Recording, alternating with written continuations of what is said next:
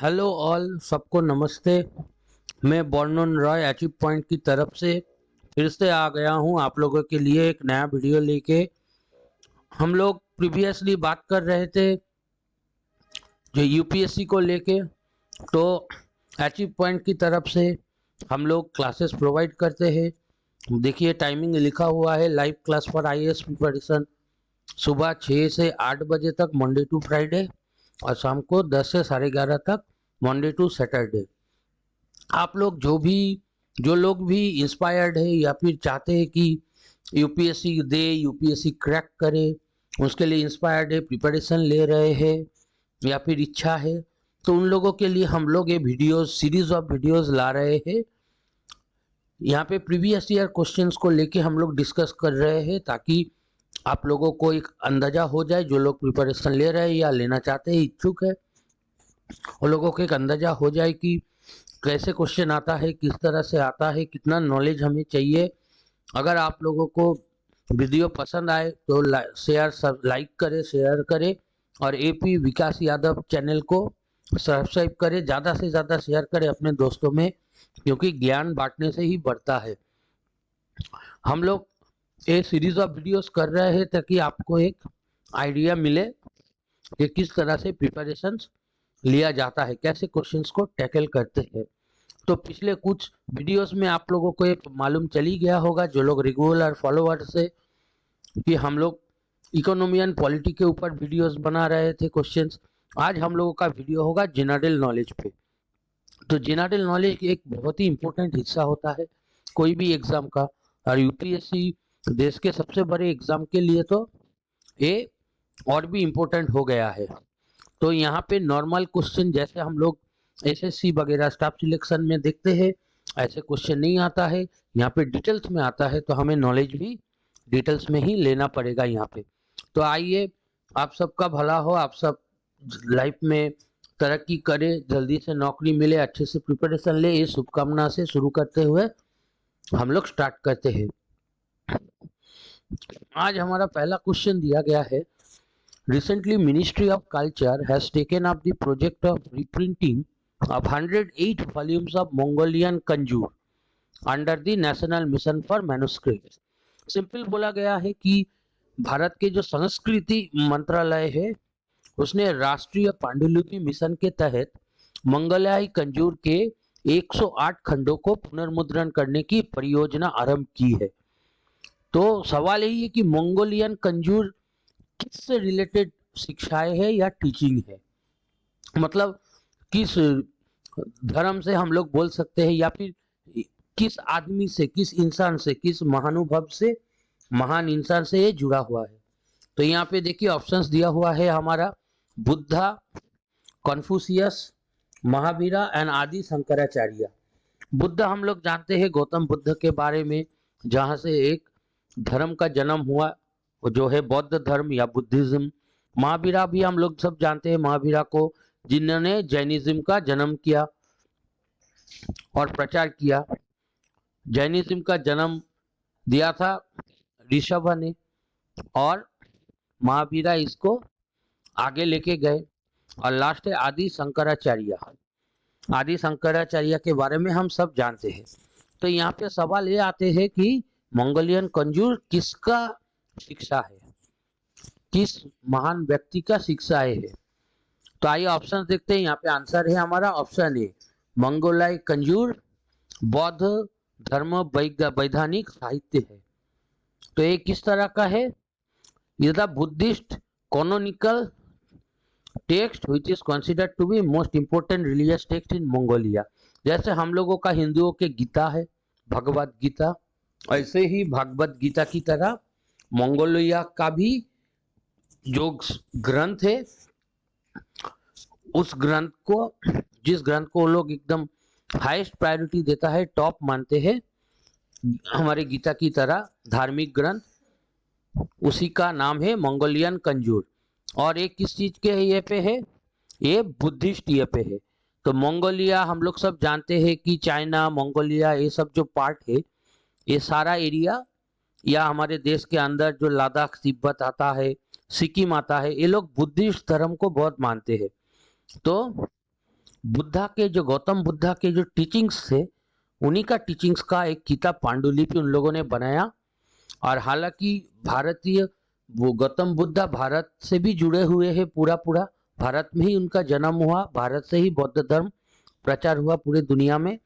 इसीलिए ministry of culture ने, संस्कृति मंत्रालय ने ये निर्णय किया है कि इनको इनको रिप्रिंट करने से मंगोलिया और भारत दोनों में ही बुद्धा के जो शिक्षाएं हैं वो शिक्षाओं का प्रचार होगा, लोग अच्छी कुछ सीखेंगे।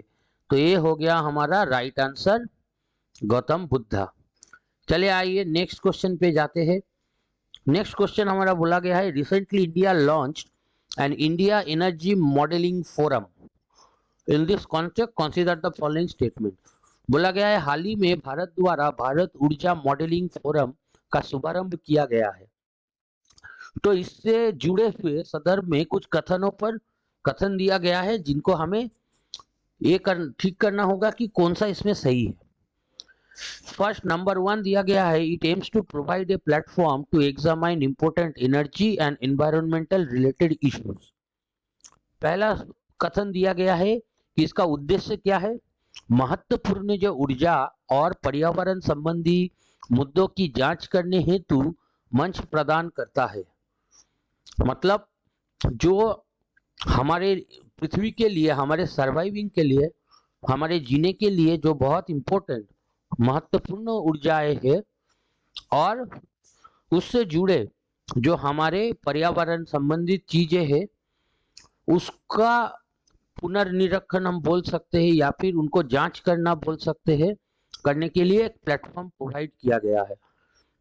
और दूसरा है, it has been established under the aegis of International Solar Alliance, अंतरराष्ट्रीय सौर गठबंधन के तत्वावधान में स्थापित किया गया ये चीज। तो इनमें से कौन सा कथन हमारा सही है कि खाली पहला, खाली दूसरा, ना कि दोनों, ना कि कोई भी नहीं। तो आइए इसका आंसर हम लोग देखते हैं। इसका आंसर है हमारा ए, मतलब कथन हुआ नहीं, खाली सही है, दूसरा नहीं है। क्यों? In the joint working group meeting of, देखिए इंडिया और यूएसए के बीच में जो रिसेंटली मीटिंग हुआ, वहीं पे इंडिया एनर्जी मॉडलिंग फोरम को लाया गया या उत्थापित किया गया है। ये क्या हुआ, the energy modelling forum in USA was established in 1976। तो ये एक प्लेटफॉर्म है जहां से हम लोग हमारे जो पर्यावरण के जो इश्यूज है या हमारे पर्यावरण का जो क्षति हो रहा है उससे जुड़े कोई भी चीज हो, तो उसके फेवर में या फिर उनके लिए हम लोग आवाज कर सकते हैं या बोल सकते हैं दुनिया को। तो उसके लिए एक प्लेटफॉर्म प्रोवाइड किया गया है ताकि यहाँ से आवाज पहुंचे दुनिया तक की हम लोग अगर हमारा पर्यावरण को नहीं संभालेंगे तो हम लोग बहुत जल्द खत्म हो जाएंगे। दूसरा वाला सही नहीं है। क्यों नहीं सही है? पहला वाला हम लोग देखें कि सही है कि दुनिया में अपना आवाज पहुंचाने के लिए एक प्लेटफॉर्म का प्रोवाइड किया गया है। और दूसरा है सही नहीं है। क्यों नहीं? क्योंकि ये इंटरनेशनल सोलर अलायंस नहीं है। इंटरनेशनल सोलर अलायंस बेसिकली क्या है? इंटरनेशनल सोलर अलायंस से पूरे दुनिया में सौर शक्ति को लेके, सूरज के ऊर्जा को लेके जो काम हो रहा है, इलेक्ट्रिसिटी जनरेशन, विद्युत पैदा करना या कुछ भी, वो इंटरनेशनल सोलर अलायंस में आता है। तो ये उस रिलेटेड नहीं है। ये पूरे के पूरे खाली एक सोलर नहीं, विंड एनर्जी या फिर पानी से बनता हाइडल एनर्जी और एनवायरनमेंट में थर्मल यानी कोल से बनते हैं जो एनर्जी, इलेक्ट्रिसिटी, ये सबके ऊपर कोई अगर गलती हो तो उसके खिलाफ आवाज उठाओ। तो ये प्लेटफॉर्म दिया गया है, खाली एक चीज के लिए नहीं। इसीलिए हमारा दूसरा कथन सही नहीं है, खाली पहला ही सही है। तो our right answer is answer only option A. तो आइए नेक्स्ट क्वेश्चन पे चलते हैं। नेक्स्ट क्वेश्चन पे हमारा है solar risk mitigation initiative recently seen in news is an initiative of. हाल ही में सुर्खियों में रही सोलर रिस्क मिटिगेशन इनिशिएटिव किसने लिया, मतलब कौन से ऑर्गेनाइजेशन या कौन से संस्था इसको लाया या इंट्रोड्यूस किया। तो यहाँ पे ऑप्शन दिया गया है United Nation Environmental Programme, United Nation Framework Convention on Climate Change, जलवायु परिवर्तन पर संयुक्त राष्ट्र फ्रेमवर्क कनेक्शन में, वर्ल्ड बैंक या विश्व bank and International Energy Agency, अंतर्राष्ट्रीय ऊर्जा एजेंसी। तो इनमें से किसने सोलर रिस्क मिटिगेशन इनिशिएटिव लिया है? तो आइए इसका आंसर देखते हैं। इसका हमारा राइट आंसर है ऑप्शन सी। ऑप्शन सी का मतलब क्या है? ऑप्शन सी का मतलब है वर्ल्ड बैंक यानी के विश्व बैंक, ये हमारा होगा। तो आइए देख लेते हैं कि क्यों। तो यहाँ पे क्या बोला गया है? World Bank Energy Sector Management Assistant Programme, एक प्रोग्राम बनाया है विश्व बैंक ने, किसके साथ? AFD, Agence Française de Développement, मतलब फ्रांस के एक ऑर्गेनाइजेशन के साथ, संस्था के साथ विश्व बैंक ने एक प्रोग्राम बनाया एनर्जी सेक्टर मैनेजमेंट असिस्टेंट, मतलब हमारी जो एनर्जी सेक्टर है, ऊर्जा क्षेत्र है, ऊर्जा क्षेत्र में और बेहतरी कैसे लाया जाए या उसको कैसे मैनेज किया जाए, उसके साथ साथ इंटरनेशनल सोलर अलायंस भी है।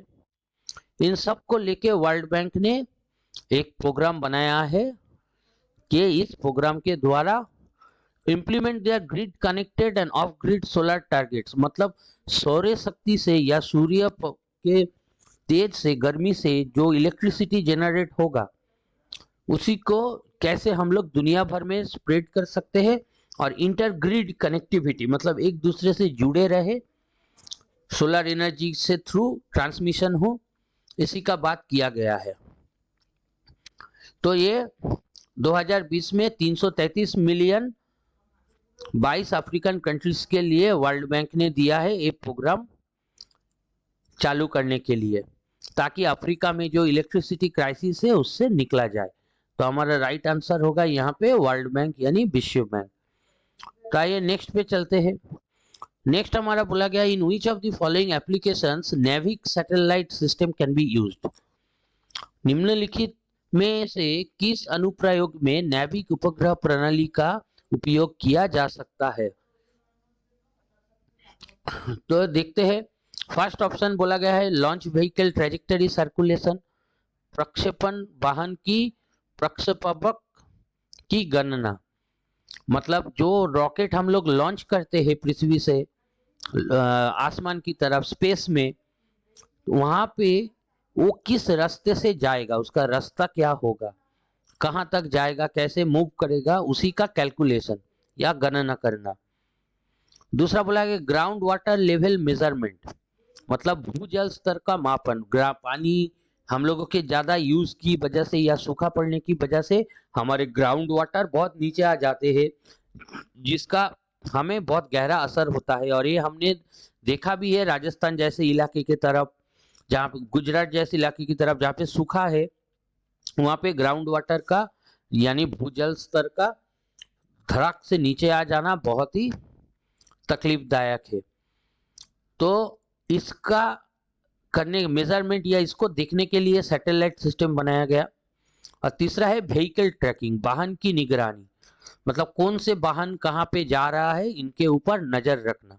तो नेविक सैटेलाइट सिस्टम जो उपग्रह हमारा है, वो उपग्रह क्या देखेगा, इनमें से किस चीज को देखेगा? तो आइए यहाँ पे ऑप्शन देखते हैं 1 only, 2 and 3 only, 3 only, 1 2 and 3 सबको। तो आइए इसका आंसर करते हैं। हमारा राइट आंसर क्या होगा? Option D. ऑप्शन डी का मतलब है यहाँ पे 1 2 एंड 3 तीनों के तीनों स्टेटमेंट सही है। मतलब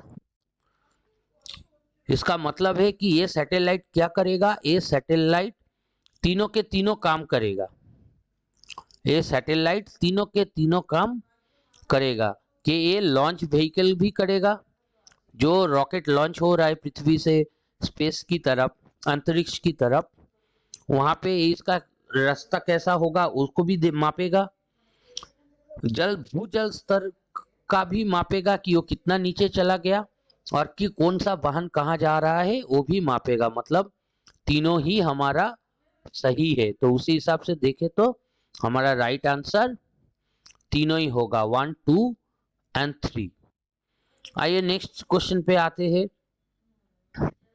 नेक्स्ट क्वेश्चन हमारा है, with reference to India's performance in the space sector, अंतरिक्ष क्षेत्र में भारत के जो प्रदर्शन है, ये नीचे कुछ कथन दिया गया है 2 ठो, इनमें से कौन सा सही है भारत के अंतरिक्ष क्षेत्र में प्रदर्शन के संदर्भ में? तो फर्स्ट बोला गया है, India is the first nation to succeed in its maiden attempt to reach the Mars orbit. Bharat अपने पहले ही प्रयास में मंगल की कक्षा में पहुंचने में सफल हो गया है। आप सभी लोग जानते हैं, हम लोग रिसेंटली इसरो यानी इंडियन स्पेस रिसर्च ऑर्गेनाइजेशन के 50 साल पूर्ति के उत्सव में एक फिल्म बनाया गया अक्षय कुमार के द्वारा। वो फिल्म का नाम क्या है? और फिल्म का नाम हम सब जानते हैं, मिशन मंगल। उसमें हम काम ही यही था कि मंगल के कक्षा में फर्स्ट अटेम्प्ट में पहुंचा जाए। और फिर दूसरा बोला गया है, India is a member of the international space station. अंतरराष्ट्रीय अंतरिक्ष जो स्टेशन है, भारत उसका सदस्य है, एक कई सदस्यों में से। तो इसमें कौन सा हमारा सही होगा? तो आइए आंसर देखते हैं। यहाँ पे बोला गया है पहला वाला 50 ऑप्शन ए, मतलब हमारा सही आंसर है 1 ओनली। तो इसका मतलब हमें क्या मालूम चल रहा है कि हम लोग मिशन मंगल जो पिक्चर है वो देख के हमें समझ में आ गया कि हाँ, हमारे इसरो ने, हमारे लिए बहुत गर्व की बात है कि हमारे वैज्ञानिकों ने पहले ही प्रयास में सफल रूप से मंगल की कक्षा में पहुंचने में हम कामयाब रहे। इसका स्टोरी भी हमने देखा कैसे बनाया गया, बीट्स एंड ऑड्स से, मतलब जुगाड़ में हम लोग बहुत आगे हैं, तो कैसे जुगाड़ जानती करके हम लोगों ने एक प्रयास पे सफल हो गए। तो ये हमारा पहला वाला सही है। आप सभी को मिशन मंगल का स्टोरी पता है, तो our first statement is correct. दूसरा सही नहीं है। क्यों सही नहीं है? क्योंकि अंतरराष्ट्रीय जो अंतरिक्ष स्टेशन है, भारत उसका सदस्य नहीं है। उसका सदस्य 10 देश है, जिस 10 देश में भारत शामिल नहीं होता है। जो 10 देशों में भारत, हमारे देश शामिल नहीं होता है, मतलब हमें शामिल नहीं किया गया। देखिए यहाँ पे नाम दिया हुआ है Canada, Japan, Russian federation, 3 country हो गए, Canada, Japan, Russia, USA and 11 member of European space agency. मतलब और भी ज्यादा, 10 तो मैं कम बोल गया, ये यहाँ पे 15, टोटल 15, यूरोप के 15 कंट्री, रशिया, कनाडा, जापान और यूनाइटेड स्टेट्स, टोटल 15 कंट्री मिलके यूरोप के 11 और 4 बड़े देश, ये अंतरराष्ट्रीय अंतरिक्ष स्टेशन में ये लोग अपना मौजूदगी है। भारत का कोई मौजूदगी नहीं है। तो इसीलिए हमारा राइट आंसर ऑप्शन ए ही होगा, दैट इज 1 ओनली, पहला वाला सही है। तो ये था हमारा आज का वीडियो। उम्मीद है आप लोगों को पसंद आएगा या आया पहले की तरह। पहले जो वीडियोस आप लोगों ने देखे, पसंद किए, इसको भी ऐसे पसंद कीजिए, लाइक कीजिए, शेयर कीजिए सबके साथ और सब्सक्राइब कीजिए। यूपीएससी जो करना चाहते हैं, ट्रेनिंग लेना चाहते हैं, उनके लिए नीचे देखिए कॉन्टैक्ट नंबर दिया गया है 2, आप इसमें फ़ोन करके आप अपना रजिस्ट्रेशन या भर्ती जो भी हो कर सकते हैं। आप इंफॉर्मेशन सारे तथ्य ले सकते हैं। तो आप लोग अच्छे से रहे, सावधान रहे, सावधानी बरते और अपने गोल, अपने एम, अपने जो लक्ष्य है उसके तरफ आगे बढ़ते रहे, दिल में और दिमाग में कॉन्फिडेंस लेके। कल और भी अच्छा होगा, हम और वीडियो लेके आएंगे और हम सबका दिन अच्छा चले, इसी उम्मीद में हम लोग इस वीडियो को यहाँ कंप्लीट करते हैं। थैंक यू आप सभी लोगों को ये वीडियो देखने के लिए। Thank you.